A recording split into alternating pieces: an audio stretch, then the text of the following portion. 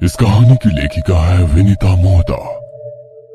आकांक्षा और नमित शादी के बाद हनीमून के लिए राजस्थान घूमने आए थे। उन दोनों को साथ में समय बिताना था, इसलिए उन्होंने रहने के लिए नॉर्मल टूरिस्ट प्लेस से दूर एक पुराना किला जो वर्तमान में उस रियासत के द्वारा रिजॉर्ट में तब्दील कर दिया गया था, वहीं पर एक रूम 3 दिनों के लिए बुक किया था। दोनों कार से वहां पहुंचे। जैसे ही दोनों उस रिजॉर्ट में पहुंचे, उस महल को देख आकांक्षा को कुछ अजीब सी घबराहट होने लगी। उसके सर पर ढेर सारा पसीना आ गया। प्यास से उसका गला सूख रहा था। वह हैरानी से पूरे रिजॉर्ट को घूरते हुए देख रही थी। उसकी आंखों के आगे पुराने राजमहल और राजभवन का पूरा नजारा आ गया। मुझे ऐसा लग रहा है कि मैं यहाँ पहले भी आ चुकी हूँ। हाँ? ऐसा कैसे हो सकता है?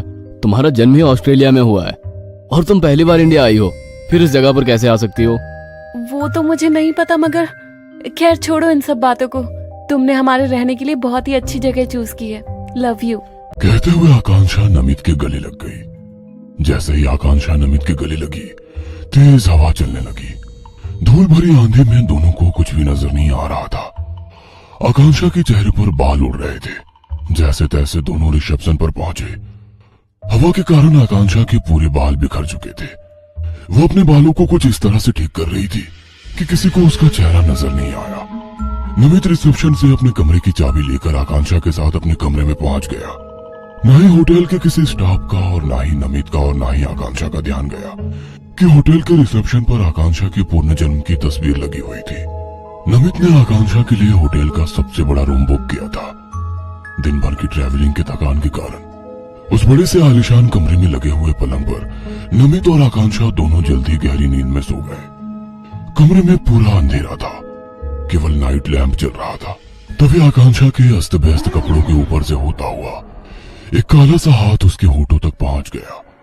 उसके होठों और गालों को सहलाते हुए वो हाथ उसके होठों को मसलने लगा।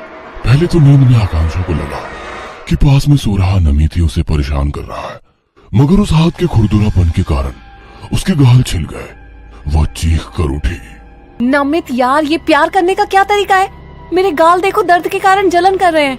आकांक्षा की बात सुनकर नमित ने पास का टेबल लैंप जलाया और बोला, ये क्या बोल रही हो तुम? क्या हुआ? मैं तो सो रहा हूँ। आकांक्षा हैरान थी, क्योंकि ये तो उसे भी समझ में आ गया था कि वो हाथ नमित का नहीं था। इसका मतलब कमरे में कोई और भी है। उसने तुरंत कमरे की सारी लाइट जलाई और पलंग के आसपास और नीचे चेक करने लगी, मगर कहीं भी कोई नजर नहीं आ रहा था। पूरे कमरे में हल्का हल्का सा धुआं हो रहा था और जलने की गंध आ रही थी। कमरे का तापमान भी बहुत कम था। आकांक्षा ठंड से कांपने लगी। आकांक्षा, शायद तुमने कोई बुरा सपना देखा होगा। सो जाओ, ज्यादा थकान के कारण कभी कभी इल्यूजन होता है। That was not my illusion। देखो, मेरे गालों पर उंगली के निशान साफ नजर आ रहे हैं। कहते हुए आकांक्षा ने अपना चेहरा आगे किया तो सच में उसके चेहरे पर उंगलियों के निशान थे। और ये बदबू, कितनी तेज किसी चीज के जलने की बात आ रही है। अभी के अभी हाउसकीपिंग को बुलाओ। आकांक्षा, रात बहुत हो चुकी है। इस समय तो शायद रिसेप्शन पर कोई मौजूद नहीं होगा, क्योंकि ये होटल शहर में नहीं बल्कि जंगल में है। जैसे तैसे रात निकाल लो। सुबह सबसे पहले होटल स्टाफ से बात करूंगा। दोनों की बातें पर्दे के पीछे कोई खड़ा सुन रहा था। उसके शरीर पर बड़े बड़े छाले थे, मानो उसका शरीर किसी चीज से जल गया हो। नमित ने उसे प्यार से समझाकर सुला दिया, मगर नमित को नींद नहीं आ रही थी। वो बालकनी में खड़ा होकर सिगरेट पीने लगा। दूसरी तरफ आकांक्षा नींद में भी परेशान हो रही थी। लगातार उसके चेहरे के भाव बदल रहे थे। ऐसा लग रहा था मानो वो कोई डरावना सपना देख रही हो। कुछ पल के बाद अचानक आकांक्षा जोर से चीख कर उठ गई और 2 बार ताली बजाकर बोली, कोई है? यहाँ पर हमारा प्यास से गला सूख रहा है। गुस्ताख कामचोर लोग हमारी सुराही में पानी भरना ही भूल गए। आकांक्षा की आवाज सुनकर नमित भागते हुए उसके पास आ पहुंचा। आकांक्षा के हाव भाव पूरी तरह से बदले हुए थे। उसकी आंखें सुर्ख लाल और हाथ पैर सफेद हो गए थे। डरते हुए नमित ने जैसे ही आकांक्षा को छूने की कोशिश की, आकांक्षा ने उसे तेज धक्का दे दिया। राजकुमार आदेश, तुम्हारी हिम्मत कैसे हुई हमारे कमरे में दाखिल होने की? हमारी दासियां कहाँ हैं? यहाँ पर कोई भी नजर क्यों नहीं आ रही है? आकांक्षा की बातें सुनकर नमित हैरान था। उसे समझ नहीं आ रहा था कि ये सब क्या हो रहा है। आकांक्षा, क्या हुआ है? इस तरह क्यों रिएक्ट कर रही हो? कहते हुए उसने आकांक्षा के कंधे पर हाथ रखा तो आकांक्षा गुस्से में चीख पड़ी। बार बार गुस्ताखी। कौन है ये आकांक्षा?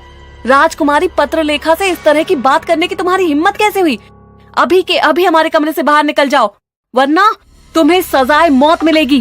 कहते हुए आकांक्षा अपने पलंग पर से खड़ी होकर बाहर निकलने के लिए जाने लगी तो वहीं दरवाजे पर बेहोश हो गई। नमित उसे उठाकर पलंग पर सुला देता है। तभी उसे महसूस होता है कि इस कमरे में उन दोनों के अलावा कोई और भी है। मैं और आकांक्षा तो यहाँ पर एक दूसरे के साथ यादगार समय बिताने के लिए आए थे, मगर जब से यहाँ आया हूँ कुछ न कुछ अजीब हो रहा है। कल ही यहाँ से आकांक्षा को लेकर चला जाऊंगा। अगली सुबह जब आकांक्षा उठी तो वो पहले की तरह नॉर्मल ही थी। उसने हैरानी से नमित की तरफ देखा। वो उठी तब तक नमित ने रिपैकिंग कर ली थी। ये सब क्या है नमित? हम तो यहाँ पर कुछ दिन रुकने वाले थे और तुमने तो अभी से ही पैकिंग कर ली। मुझे यहाँ पर कुछ अच्छा नहीं लग रहा है। हम लोग किसी और रिजॉर्ट में रुकेंगे। कल रात की बात को इतना सीरियस ले रहे हो सकता है मैंने कोई सपना देखा हो। भूल जाओ सारी बात को। ये रिजॉर्ट कितना खूबसूरत है। कहते हुए उसने अपने रूम के खिड़की के कर्टेन हटा दिए। सामने स्विमिंग पूल नजर आ रहा था। उसी पूल के पास एक आदमी खड़ा था जिसका शरीर पूरी तरह से जला हुआ था। वो आकांक्षा के कमरे की खिड़की की ओर ही देख रहा था। उसकी भयानक शक्ल देख आकांक्षा की चीख निकल गई। आकांक्षा की चीख सुनकर जैसे ही नमित खिड़की के पास पहुंचा, वहां पर कोई नहीं था। नमित ने आकांक्षा का हाथ पकड़ा और अपना लगेज लेकर उस रूम से बाहर निकलने लगा। जैसे ही आकांक्षा उस रूम से बाहर निकलने लगी, उस कमरे के भीतर तेज हवाएं चलने लगी और दरवाजा अपने आप बंद हो गया। कमरे का तापमान बहुत गिर चुका था। आकांक्षा ठंड से कांप रही थी। तभी उसे अपने सामने वही साया नजर आ रहा था जो कुछ देर पहले खिड़की से नजर आ रहा था। कौन हो तुम? राजकुमारी पत्रलेखा, मैं तुम्हारा अर्जुन हूँ। हमने तो साथ में जीने मरने की कस्में खाई थी, फिर तुम मुझे यहाँ अकेला छोड़कर क्यों चली गई? आज मैं तुम्हें अपने साथ ले जाकर रहूंगा। कौन पत्रलेखा? कौन अर्जुन? तुम्हें कोई गलतफहमी हुई होगी। ये मेरी आकांक्षा है जिसका इतने बरसों से इंतजार कर रहा था। उसे पहचानने में कैसी गलतफहमी? मेरे लिए ही इसका पुनर्जन्म हुआ है। और राजकुमारी पत्रलेखा, राजकुमार आदेश, पिछले जन्म में तुमने राजकुमारी पत्रलेखा को पाने के लिए मुझे धोखा दिया था, मगर अब तुम हम दोनों के बीच नहीं आ सकते। कहते हुए उस साई ने अपने हाथ आगे बढ़ाते हुए आकांक्षा का हाथ पकड़ लिया। साई का हाथ इतना करीब आने से आकांक्षा जोर से चीखने लगी। छोड़ दो, मुझे जाने दो। इस जन्म में सिर्फ तुम मेरी हो। अर्जुन को याद करो पत्रलेखा, कैसे इस आदेश ने हमें धोखा दिया था। इसने मुझे एक कमरे में बंद कर जिंदा जला दिया था और फिर धोखे से तुमसे शादी की थी।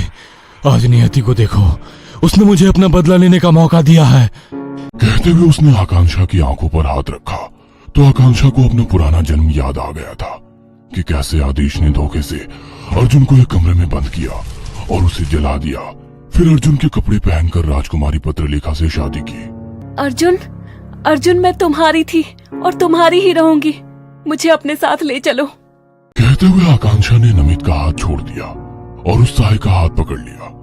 अर्जुन की आत्मा ने अपना हाथ उठाया और अपने हाथों से जैसे ही नमित की ओर इशारा किया, नमित का शरीर जलने लगा।